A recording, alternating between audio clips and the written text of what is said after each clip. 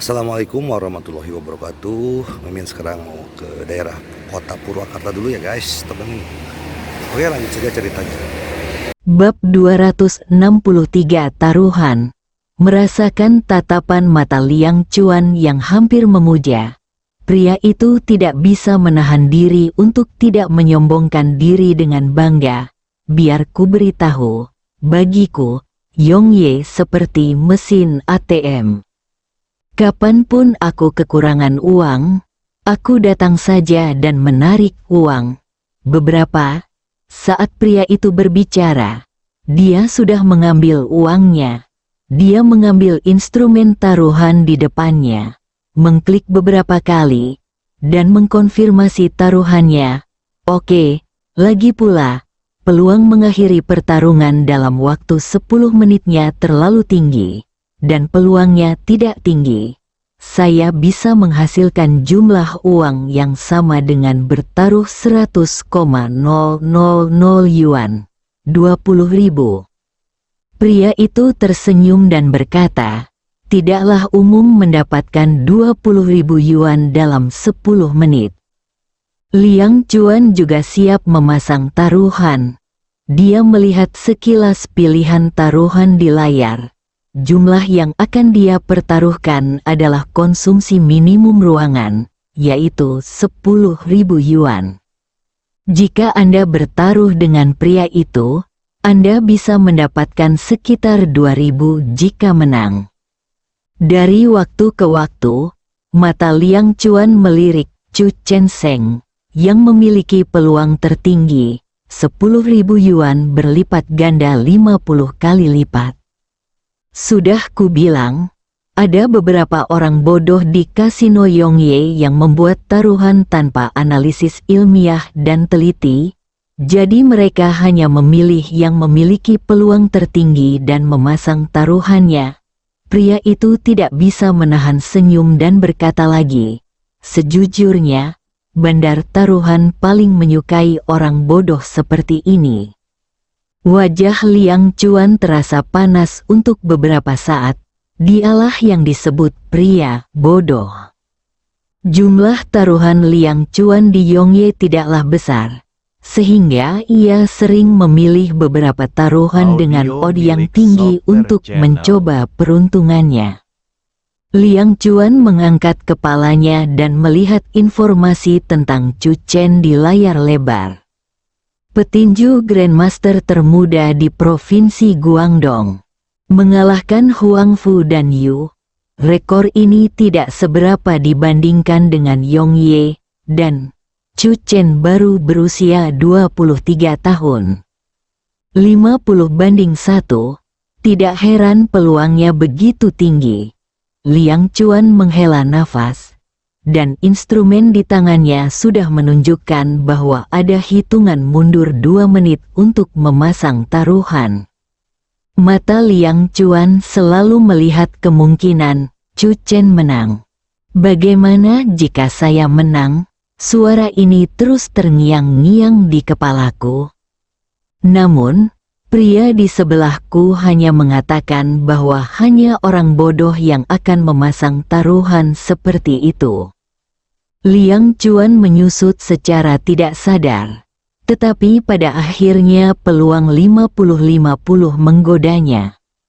Chu Chen Seng, 5.000. 5-10 menit untuk mengakhiri pertempuran, 5.000. Liang Chuan takut dilihat oleh pria di sebelahnya, jadi dia beroperasi dengan cepat. Setelah memasang taruhannya, dia melihat ke layar lebar. Dia sedikit penasaran apakah akan ada idiot lain selain dia. Dia adalah seseorang dengan jiwa petualang. Beginilah cara Liang Chuan memasang taruhannya. Setelah batas waktu taruhan, jumlah taruhan tertentu muncul di layar lebar. Kegaduhan besar langsung bergema di seluruh ruangan lagi. Liang Chuan juga tercengang. Di layar lebar, opsi Chu Chen menang, jumlah taruhannya adalah 505.000. Ini berarti selain 5.000 yuan miliknya, ada juga 500.000 taruhan untuk kemenangan Chu Chen. Apakah begitu banyak orang yang optimis tentang Chu Chen? Liang Chuan mengangkat kepalanya, tetapi segera menyadari bahwa semua orang di sekitarnya saling berbisik, tetapi tidak ada yang mengakui bahwa dia bertaruh pada Chu Chen untuk menang. Tidak seorang pun ingin dianggap bodoh. 500 juta, tidak mungkin ada orang di dalam kotak itu. Tiba-tiba sebuah suara terdengar, dan banyak orang melihat ke arah kotak itu. Jumlah taruhan minimum untuk kotak lantai 2 adalah 500.000. Jumlah penonton di ruangan itu adalah 100. Namun saat ini hampir semua orang melihat ke arah kotak. Namun, situasi di dalam kotak tidak terlihat di lantai pertama. Itu benar. Selain orang bodoh yang bertaruh 5.000 yuan, ada juga seorang master yang tidak kekurangan uang yang duduk di dalam kotak. Pria di sebelah Liang Chuan menghela nafas di dalam kotak itu bodoh dan dia bisa melakukan apapun yang dia mau. Setidaknya dia tidak bisa macam-macam dengan orang yang baru saja membuang $500 juta ke tempat sampah. Pria itu berkeliaran selamanya. Misalnya, taruhan 100.000 hari ini tidak banyak. Dia hanya merasa peluangnya jarang, jadi dia bertaruh lebih banyak.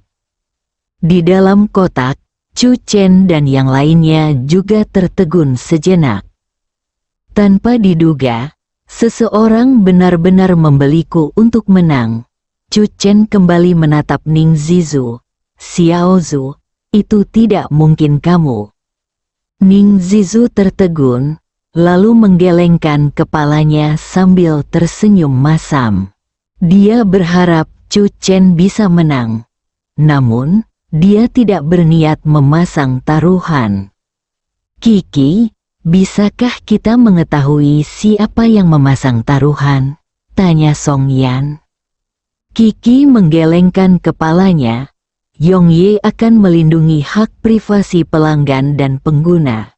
Dia juga terkejut, tidak hanya seseorang yang memasang taruhan pada peluang tertinggi Chu Chen memenangkan 500.000, tetapi di sisi lain, ada juga 1 juta taruhan pada jawab untuk menang. Dengan peluang serendah itu, kamu tidak akan menghasilkan banyak bahkan jika kamu memenangkan 1 juta. Bagaimana mungkin seseorang yang dapat dengan mudah mengambil 1 juta menghargai sejumlah kecil uang? Gumam Kiki, dengan ekspresi penuh kebingungan. Chu Chen melihat total jumlah taruhan, yang mendekati 5 juta, dan tidak bisa menahan nafas dalam hatinya. Yong Ye memang ayam yang bisa menghasilkan uang. Tuan Chu, kompetisi akan segera dimulai. Silakan turun dan bersiaplah. Ning Zizu tiba-tiba menjadi gugup, menahan napas, menatap Chu Chen dengan ekspresi serius di wajahnya, dan memohon, Paman Chu, tolong. Chu Chen, hati-hati, Song Yan juga berkata. Chu Chen mengangguk dan keluar dari kotak bersama Kiki. Di kamar pribadi lain, ada seorang wanita mengenakan rok dengan wajah cantik dan bibir merah. Dia memegang gelas anggur merah di tangannya. Dia menyesapnya dan melirik ke arah Chu Chen yang sudah berjalan ke lantai pertama. Saya tidak menyangka, orang yang menantang, jawaban, hari ini adalah Chu Chen. Nona, jika Anda bertaruh 500.000 Chu Chen untuk menang, apakah Anda sedikit impulsif? Pria paruh baya yang berdiri di samping berkata dengan suara rendah. 50.000 bukanlah apa-apa. Anggap saja sebagai tanda niat baikku kepada Chu Chen. Aku tidak percaya bahwa orang yang bisa membuat Huang Fu dan Yu Jiang begitu rendah hati hanyalah menantu dari keluarga Song. Di Canceng, wanita itu adalah pemilik 21 bar. Jiang Yingtao. Yang membuatku semakin penasaran adalah siapa yang duduk di meja seberang. Bertaruh 1 juta pada Answer untuk menang. Menurutku, itu baik benar-benar menjijikkan. Apakah itu berarti dia adalah musuh Chu Chen? Sayang sekali Yong Ye telah melakukan pekerjaan yang baik dalam menjaga rahasia. Kecuali dia turun ke lantai berikutnya seperti Chu Chen. Jika tidak, dia akan keluar melalui pintu belakang kotak dan tidak tahu siapa pihak lainnya. Manajer Jiang juga penasaran di dalam hatinya. Di seberang kotak, seorang wanita mengangkat bibirnya dengan dingin. Matanya bersinar dengan cahaya dingin. Saya awalnya ingin datang ke Yong Ye untuk mencoba menemukan jawaban dan meminta jawaban untuk mengambil tindakan terhadap Chu Chen. Tanpa diduga, saya benar-benar bertemu Chu Chen menantangnya. Jawab, apakah dia benar-benar berpikir dia tak terkalahkan? Wanita, kamu keluarga, kamu Yan, Answer, belum pernah kalah 1 pertandingan pun sejak dia muncul di Yong Ye. Sayangnya, serangannya tidak terlalu berat, dan kami tidak berbicara dengannya terlebih dahulu. Jika tidak, kami bahkan bisa memberinya harga dan membiarkannya. Jawab, kalahkan Chu di atas ring. Debunya hancur total. Duduk di hadapan Ye Yan adalah tuan kedua dari keluarga Huang Yu. Bab 264 hal yang sama berlaku untukmu. Mata Huang Yu penuh kebencian. Keluarga Huang, keluarga terkuat di Canceng, berada pada puncaknya dan begitu agung. Tanpa diduga, putranya memukuli seorang lelaki tua yang tidak penting, yang memicu serangkaian perpecahan dan menyebabkan runtuhnya gedung keluarga Huang. Huang Yuheng masih terbaring di tempat tidur tidak bisa bangun, dan dia, tuan kedua Huang yang dihormati semua orang di masa lalu, kini telah menjadi kambing hitam keluarga Huang. Banyak orang yang menyalahkan mereka. Jika Huang Yuheng tidak sombong dan mendominasi, memprovokasi orang yang salah, keluarga Huang tidak akan berada dalam situasi ini. Huang Yu tidak punya pikiran lain, dia hanya ingin membalas dendam. Ketika Huang Yu mencoba menghubungi Ye Yan, wanita yang hampir menjadi menantunya, dia menemukan bahwa keinginan balas dendam Ye Yan tidak kalah dengan keinginannya. Ye Yan juga ingin mencabik-cabik Chu Chen.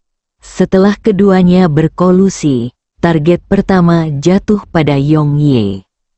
Jika mereka dapat mengundang orang-orang kuat dari sasana tinju bawah tanah untuk menangani Chu Chen, atau bahkan membuat Chu Chen menghilang dari dunia ini, mereka dapat membayarnya tidak peduli seberapa tinggi harganya. Jawaban, Yong Ye adalah orang yang mereka cari. Dalam 5 tahun 9 bulan, kumpulan hadiah telah terkumpul lebih dari 10 juta. Siapa yang tidak menginginkan uang ini? Huang Yu berkata. Tetapi tidak ada yang memiliki kemampuan untuk mengambil uang ini dari Answer. Itu sayang sekali saya tidak membawanya. Uang apa? Kalau tidak, saya berani bertaruh. Jawabannya, 100 juta. Ye Yan melirik Huang Yu, lalu mengarahkan pandangannya ke arah ring. Sosok jangkung, mengenakan topeng hitam dingin, berjalan ke atas ring selangkah demi selangkah, dengan sorak-sorai dan teriakan mengiringi setiap langkah. Menjawab, Liang Chuan juga melihat jawaban yang muncul. Matanya menunjukkan keterkejutan. Bahkan jika pihak lain belum bergerak, aura tirani yang ditunjukkan dalam gerakannya membuat orang merasa tercekik. Sudah berakhir, semuanya sia-sia. Liang Chuan tidak lagi memberikan harapan apapun dan bergumam pada dirinya sendiri. Dia telah melihat Chu Chen di sisi berlawanan berjalan ke atas ring seperti seorang pria yang lembut, halus dan anggun. Penampilannya, mengenakan pakaian kasual, memberikan kesan kepada orang-orang bahwa dia adalah seorang sarjana yang masuk ke dalam kelompok yang salah. Itu saja, pria di sebelah Liang Chuan tertawa, tampak percaya diri, tentu. Suara-suara di sekitar mereka perlahan-lahan menjadi tenang. Meskipun mereka masih beberapa meter dari ring, yang dinantikan semua orang saat ini adalah pertarungan antara keduanya. Semakin sedikit orang yang menantang, jawab, akhir-akhir ini, saya harap Chu Chen ini dapat bertahan lebih lama dan mari kita mengagumi keanggunan, jawab. Apakah menurutmu itu mungkin? Pertarungan pasti akan berakhir dalam waktu 5 menit.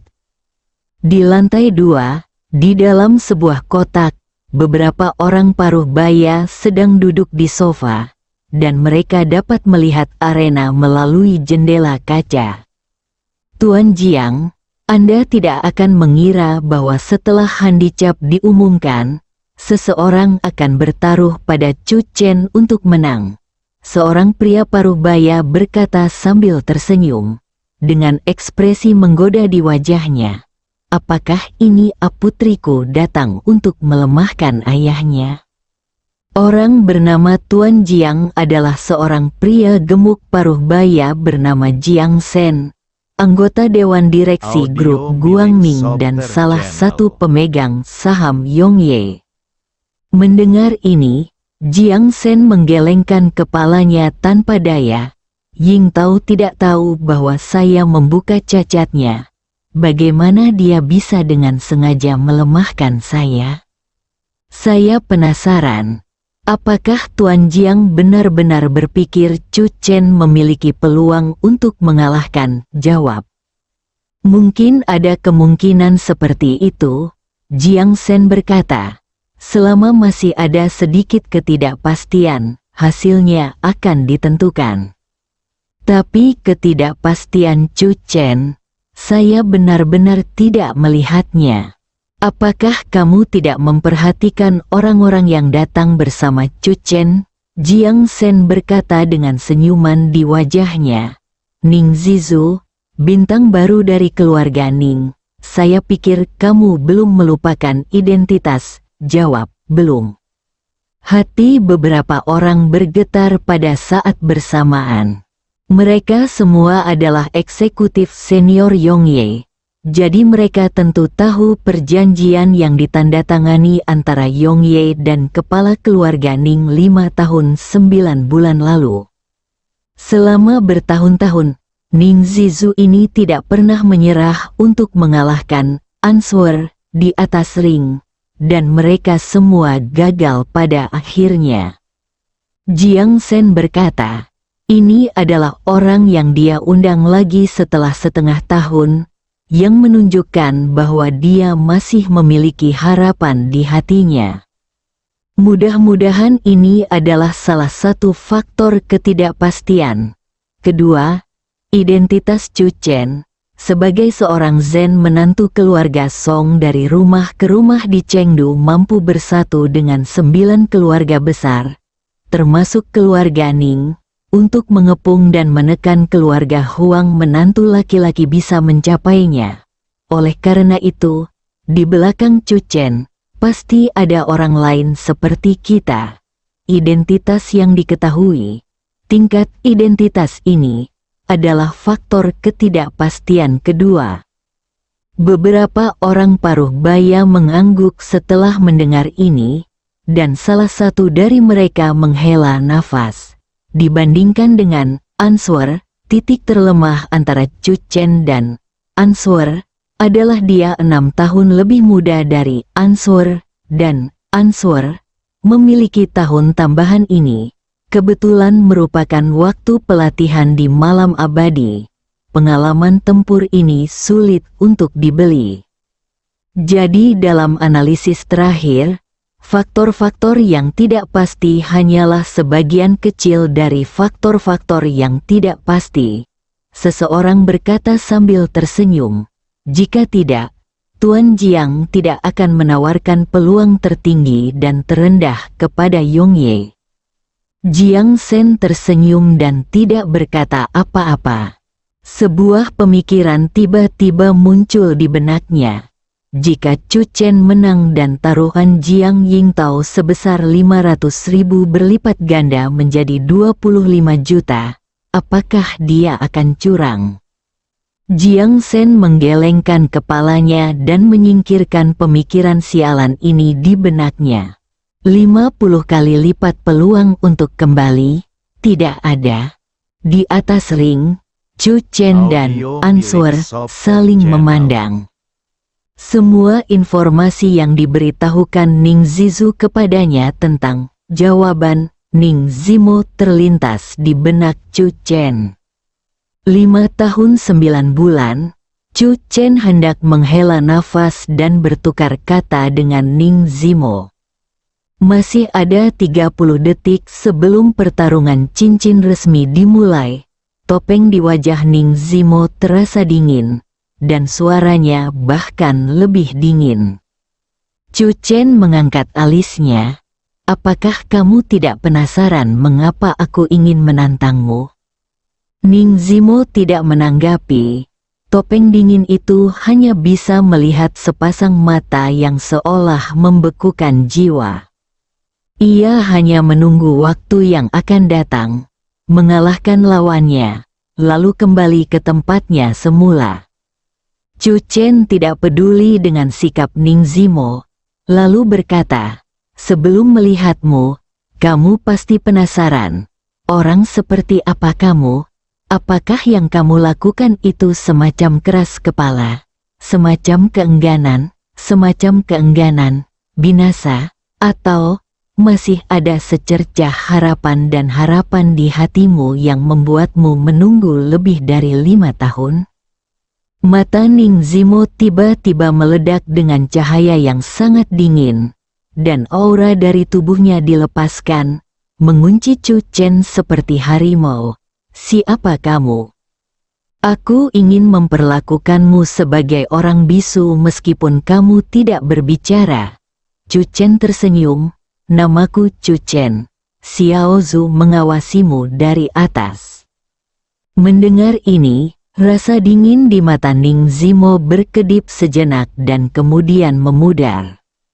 Dia memahami identitas Chu Chen. Orang lain diundang oleh Xiao Zhu. Ning Zimo merasa sangat tidak berdaya. Dia telah mengalahkan banyak orang yang diundang oleh Ning Zizu selama bertahun-tahun. Tetapi mengapa saudara idiot ini tidak menyerah? Di dalam kotak di lantai 2, hati Ning Zizu tegang saat ini dan dia menatap cincin itu. Apa yang Chu Chen bicarakan dengan kakak laki-lakinya? Kedua orang itu berbicara dengan pelan di atas ring, dan bahkan penonton terdekat mereka pun tidak dapat mendengar percakapan mereka. Pengatur waktunya sudah dimulai. Kenapa, Answer, belum bergerak? Pria itu sedikit tercengang. Aku belum pernah mendengar, Answer, masih mengobrol dengan orang-orang di atas ring. Kamu sendiri yang harus mengaku kalah. Ning Zimo berkata dengan ringan, kembalilah dan beritahu Xiao Zhu untuk berhenti membuang-buang uang. Chu Chen tersenyum, apakah kamu yakin bisa mengalahkanku? Murid Ning Zizu menyusut dan dia menatap Chu Chen. Apakah kamu berani bertaruh denganku? Chu Chen berkata, aku akan bermain denganmu. Jika aku menang, ceritakan padaku apa yang terjadi padamu. Tidak ada alasan lain selain karena kamu penasaran. Pada gilirannya, jika saya kalah, Saya akan membujuk Ning Zizu agar tidak menemukan siapapun untuk menantang Anda di Yongye. Ning Zimo terdiam beberapa saat. Bisakah kamu membujuk Xiaozu? Ngomong-ngomong, saya lupa memperkenalkan diri. Saya murid Ning Laoxian. Chu Chen berkata sambil tersenyum. Menurut senioritas, Xiaozu selalu memanggil saya Paman Chu. Chu Chen berhenti dan menatap Ning Zimo. Sama cocok untukmu. Kamu harus memanggilku Paman Chu. Bersambung.